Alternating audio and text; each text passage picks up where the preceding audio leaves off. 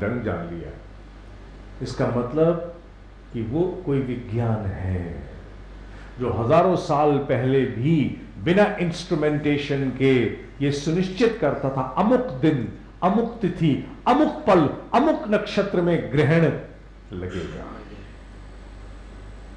कौन था जिसने उन अदृश्य ग्रहों की गति पहचान करके और इतना सब कुछ जान लिया? कोई तो था। वो जो था वो हमारे ही भीतर का विकसित भगवान था। वो हमारे ही भीतर का विकसित अस्तित्व था। ये भाव अगर हम समझ गए तो फिर हम ना केवल बाहर की दुनिया में सत्य ढूंढेंगे, क्यों नहीं ढूंढेंगे, ढूंढते रहेंगे, बल्कि साथ साथ भीतर की दुनिया में भी सत्य ढूंढना शुरू करेंगे। The problem is we only want to search the fact and truth outside, we don't go inside. Inside जाने के लिए जब भी प्रेरित किया जाता है तो केवल एक बात के लिए, शांति के लिए जाओ। अपने आप को जानो।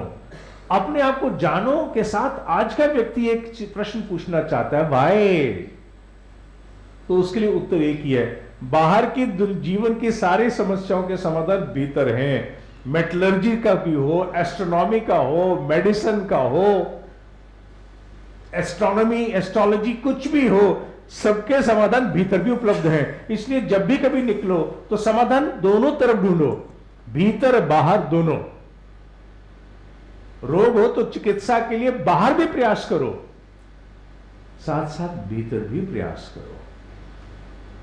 दोनों जगह पर प्रयास करोगे तो निदान सुनिश्चित हो जाएगा। यस, बाहर जाना पड़ेगा, डॉक्टर के पास जाना पड़ेगा, डायग्नोसिस कराना पड़ेगा, मेडिसिन लेनी पड़ेगी, सब करना पड़ेगा, लेकिन साथ साथ भीतर भी प्रयास करने शुरू करो कि तुम्हारी जीवनी शक्ति स्वयं भी प्रबल होकर के निरोग करने में सहायता करे। यह बात बहुत गहरी है। मैं इस पर इतना ही कह करके आज के इस वक्तव्य को यहां रोकता हूं, क्योंकि अगली बार बहुत बड़ा एक ज्ञान हम लोग खोलेंगे जिसका पूरा संबंध उस श्लोक से है, अभ्युत्थानम अधर्मस्य।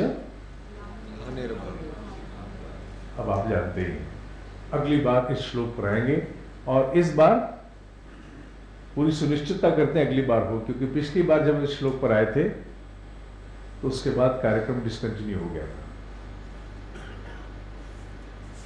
चौथा अध्याय साल सवा साल पहले जो हमने छोड़ा था, इसी श्लोक पर छोड़ा था।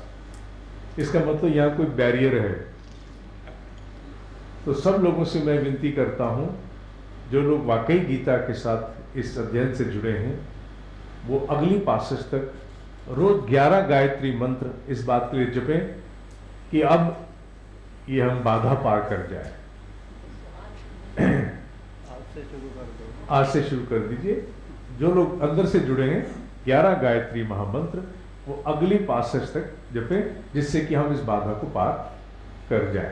क्योंकि पिछली बार इतने महत्वपूर्ण श्लोक को भी हम ले नहीं पाए थे, वो मैंने आज डिलीट किया है वहां जाके।